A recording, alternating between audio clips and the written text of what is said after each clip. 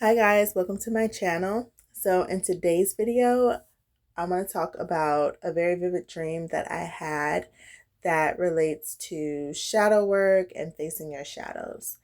So before shadow work went mainstream and like everybody was talking about it, I had began to do like meditation and visualization, and I kept hearing the word shadows and just like the word shadow over and over again. And I kept meditating on it, and I decided that it had to have meant that I need to face all the shadows, all those things that I keep tucked away and turn my back and try to act like it doesn't exist and try to shine my light without dealing with all the things that, I feel like created a shadow. Um, I did get the shadow work book, and I feel like it helped a lot. You can't outrun your shadow. That's life. So that's why I want to share a dream that I had. This one, I remember a lot of my dreams, but this one sticks out the most to me.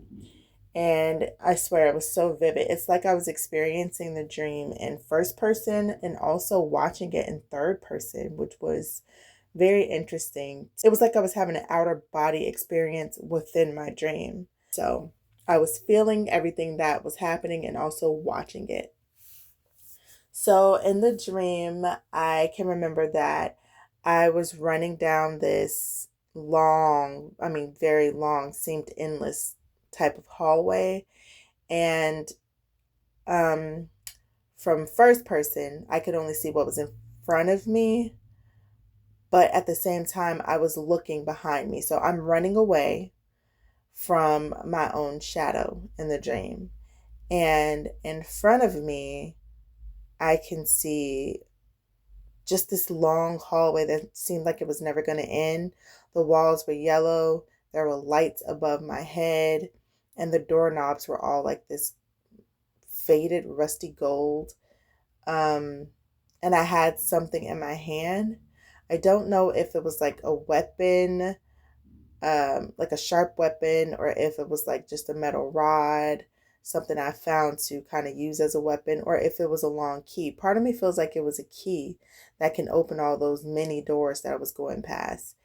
And I feel like the dream was telling me that the doors are just like a metaphorical way of saying that I hold the key to my future, past, and present. And instead of embracing my past, or embracing the things that I feel like I need to lock away and treat as a shadow, my shadow self, all those parts of me that I try not to shine a light on and just leave it behind me as a shadow, instead of using that key to kind of find a room to escape in, I just kept running this time because I was afraid of it. And I can remember also seeing this in third person. Like I said, I could see my shadow self. I was wearing like this white, dusty, kind of dirt covered white gown.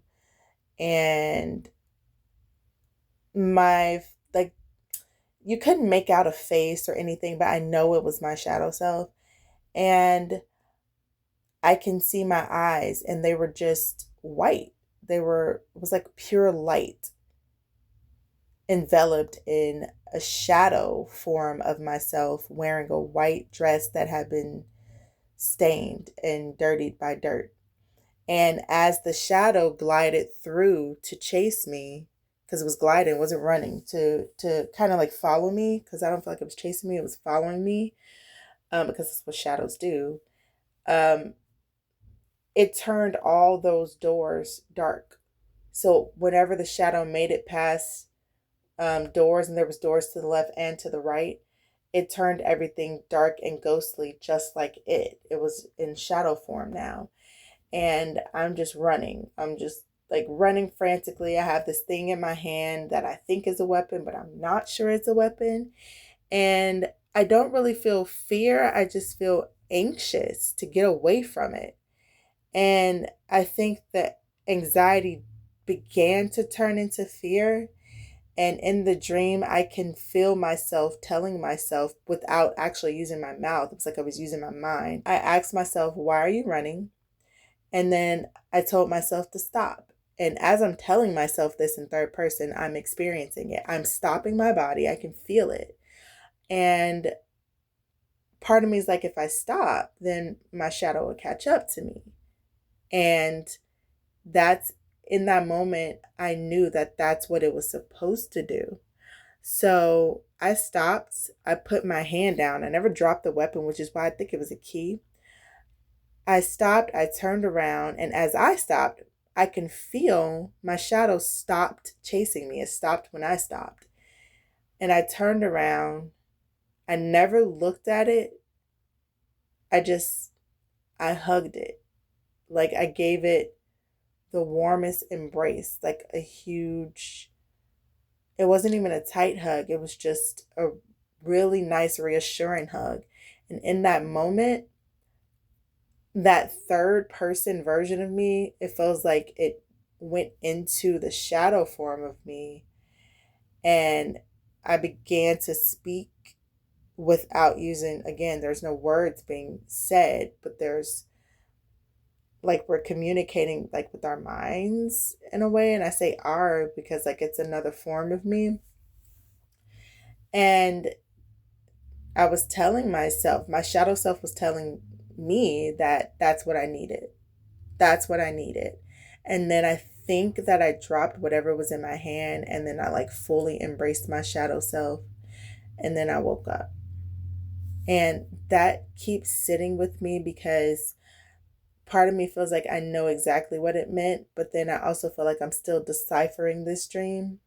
And I feel like that I needed to share it because I know there's other people in the world that are running from their shadows.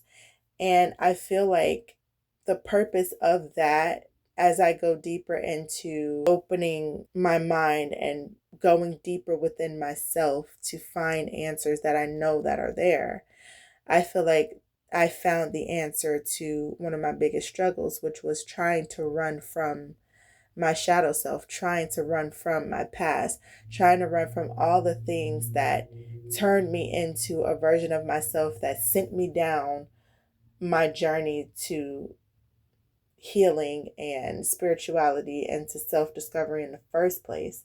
All those things that people have said and done, all those things that I've said and done, the fear, the shame, the guilt, the doubt, all those things that I bottle up and bury deep inside and refuse to deal with and just try to go deeper into love and light and peace and prosperity and high vibrations without experience. You can't experience the highs without experiencing the lows. All those parts of me that I am afraid of, like my temper, my anger, my people pleasing, my social anxiety, there's all the things about me that I want to pretend are not there, that I'd rather not face or rather not deal with. If you bottle that stuff up and bury it inside of you, that's exactly where it's going to stay. It's inside of you. And I feel like walking down or running down that hallway with all those doors represented a room of a memory of something that I suppressed inside of me instead of facing it and embracing it and accepting, because that's part of vibrating higher and reaching higher consciousness is acceptance. Accepting that those things happened, accepting all those versions of you that you want to pretend don't exist, or you can wish it away all you want to, but you have to accept that it's a part of you. It's a part of who you are. And the whole point of this experience that we're experiencing on this earth is that we have free will. So you need to face your shadows, accept your shadows, and then also know that you have free will. You don't have to live in fear or shame or guilt or anger or hurt and pain of the things of your past. Accept that they happened and let them stay in your past. Your past is a part of you. Your future is yet to come, but your present is all you have. Tomorrow is always coming, and the past was always gone. All you have is right now. And I feel like me running was a sign of being fearful of the past, that I will be that past version, all those past versions of myself, without realizing that all I have is right now. I get to choose. I don't know what the future is going to hold, but I get to choose right now. I'm creating the future right now. And the past will always be a part of me because it happened and I can't erase it. You can't erase the past, but you can write your own future. And you can't do that by living in the past because you're giving up your present by living in the past. Live in the now, embrace the past, and use it as a learning tool. It's a lesson. The past helps you guide yourself into the future because you can look at everything that's happened in your past and decide, hey, this part of me I like. I'll keep that, hold on to that, and it can help me shape my future. It can help me live in my happy now, my happy right now. And then all these things about my past that I don't like, I can accept that they happened. And now I know I don't want to be that person. I don't want to let people be this type of person to me that would make me be this type of person to myself, that would make me be this type of person to others. I really wanted to share that dream because I think about it a lot. I remember a lot of my dreams. I know I talk to a lot of people and I always ask them, do you remember your dreams? Because part of me feels like I don't know. They don't feel like dreams to me. They feel more like experiences or like visions or like warnings or lessons than they do dreams. Because I've had dreams, and what I'm experiencing lately, ever since going deeper into my spiritual journey and deeper within myself, it's just been different. And I wanted to share it for anybody else that's experiencing very vivid dreams that you feel like are coded in some type of message that you need to help you make it through this journey that we're experiencing right now on this planet. So I hope this resonated with someone. I hope it helped someone. Please let me know what you think. I love hearing other people's point of views and interpretations of things like this. And I do feel like it's for me, but I felt like this one was for me to share. I have a lot of other dreams that I just keep in my mind because I never forget them. And if I do, they always come back, and then I write them down, or like I send them to myself in email so I can always have it.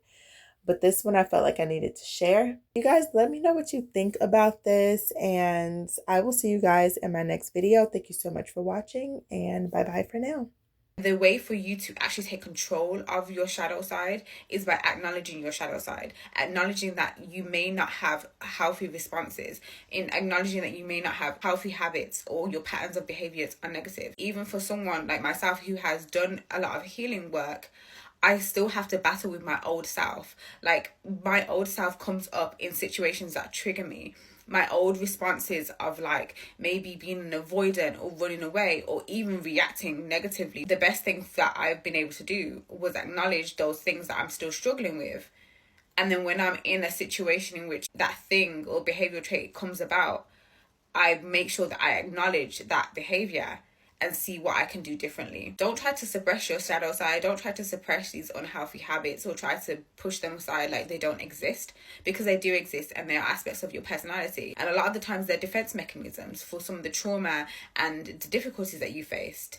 You know, you've had to protect yourself, and sometimes we find ways to protect ourselves that are unhealthy. Coping methods, acknowledge them and see what you can do differently in moments in which you feel triggered. So if that means that you just need to take a step back, if that means you need to do a quick prayer, if you need to meditate real quick, if you need to walk off and leave a situation, if you need to just turn off your phone, if it means that you have to delete that paragraph, then do that. Respond differently. So before I go, I wanted to read you guys something I found on TikTok that I think is very helpful. It says, "You're not broken. You're just disconnected from the parts of you that were never loved. Most people don't need more healing. They need to stop rejecting the truth their shadow has been screaming all along. You were told to stay high vibrational, to suppress your anger, grief, fear, shame. But those feelings didn't disappear. They got buried. And now they show up as emotional triggers, self-sabotage, chronic overthinking, repeating toxic patterns. This is shadow work, not fixing what's wrong with you, but learning to love what was never allowed to exist. Your shadow isn't your enemy. It's your roadmap back to wholeness. Stop running from your darkness and start walking with it. So I don't think we're meant to run from our shadows. In order to fully embrace and love ourselves wholeheartedly, we also have to accept our shadows. Take the good with the bad. Just because you accept and embrace your shadow does not mean you have to be your shadow.